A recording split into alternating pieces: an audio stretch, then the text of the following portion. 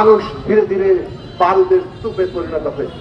বিশেষভাবে 2011 সালে যখন শেখ হাসিনা তত্ত্বাবধায়ক সরকার ব্যবস্থা বাতিল করে দিয়ে পঞ্চদশ সংশোধনী করলো, তখনই পরিষ্কার বোঝা গেছে তারা আসলে একটা ফ্যাসিবাদী শাসন কায়েম করতে চায়, একটা কর্তৃত্ববাদী স্বৈরাচারী শাসন কায়েম করতে চায়। তাদের যে বাসনা নিজেদের শাসনকে চিরস্থায়ী বন্দোবস্তে পরিণত করা, সেই বাসনাকে সাহায্য করেছে কে? আমাদের দেশের সাংবিধানিক স্বৈরতান্ত্রিক ক্ষমতা কাঠামো। এই কথা আমরা আমাদের গণসংহতির জন্মলগ্ন থেকে বলে আসছি। বাংলাদেশে অনেক রাজনৈতিক দল নেতৃত্ব তখনও পর্যন্ত এটা মানতে নারাজ ছিলেন। তারা ভেবেছেন আমাদের এই সংবিধান একটা মহান সংবিধান। ওয়ালটন এখন দেশের সীমানা পেরিয়ে পৌঁছে গিয়েছে 50টিরও বেশি দেশে। ওয়ালটন, ঘরে ঘরে বিশ্বজুড়ে। সেই কথাই তারা প্রচার করেছেন। আমরা বলেছি এই সংবিধান মহান মুক্তিযুদ্ধের উপর দাঁড়িয়ে হয়েছে, কিন্তু মুক্তিযুদ্ধের যে আকাঙ্ক্ষা ছিল সাম্য, মানবিক মর্যাদা, সামাজিক সুবিচার প্রতিষ্ঠা করা, তার জন্য গণতন্ত্র প্রতিষ্ঠা করা, সেই আকাঙ্ক্ষা সংবিধানে প্রতিফলিত হয় নাই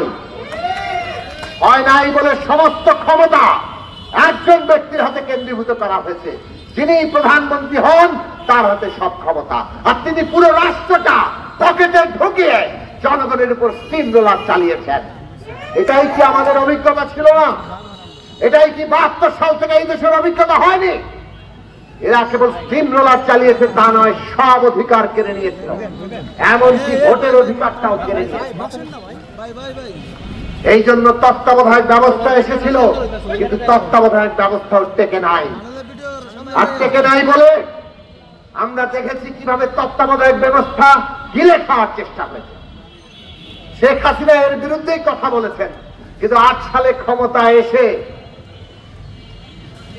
পুরনো এই যে গিলে খাওয়ার যে চেষ্টা, সেইটাকে তিনি পূর্ণ রূপ দিতে চেয়েছেন। 11 সালে ত্রয়োদশ সংশোধনী বাতিল, তত্ত্বাবধায়ক ব্যবস্থা বাতিল, সেইটাকেই প্রকাশ করে তুলল।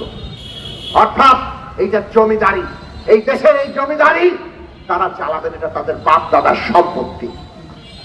বাংলাদেশের মানুষ 11 সাল থেকে লড়াই করেছে একেবারে সরাসরি এই ফ্যাসিবাদী প্রবণতা, এই কর্তৃত্ববাদ, স্বৈরতন্ত্র কায়েমের চেষ্টার বিরুদ্ধে। আমরা আমাদের দিক থেকে পরিষ্কার বলেছি শাসককে বিদায় করতে হবে। এই বিদায় আমরা আগেও করেছি, কিন্তু আগে যেটা পারিনি শাসকের সাথে সাথে শাসন ব্যবস্থা তার বদল করা, ফ্যাসিবাদীর সাথে সাথে ফ্যাসিবাদী ব্যবস্থা তাকে বিদায় করা, এইবার সেইটা হবে আমাদের সংগ্রাম। আমরা 11 সাল থেকে বলেছি বাংলাদেশে সংবিধানের গণতান্ত্রিকীকরণ, অর্থাৎ একটা গণতান্ত্রিক সংবিধান প্রতিষ্ঠা না করে এই ফ্যাসিবাদী শাসন থেকে, এই স্বৈরাচার থেকে, এই কর্তৃত্ববাদ থেকে আমরা মুক্তি পাবো না।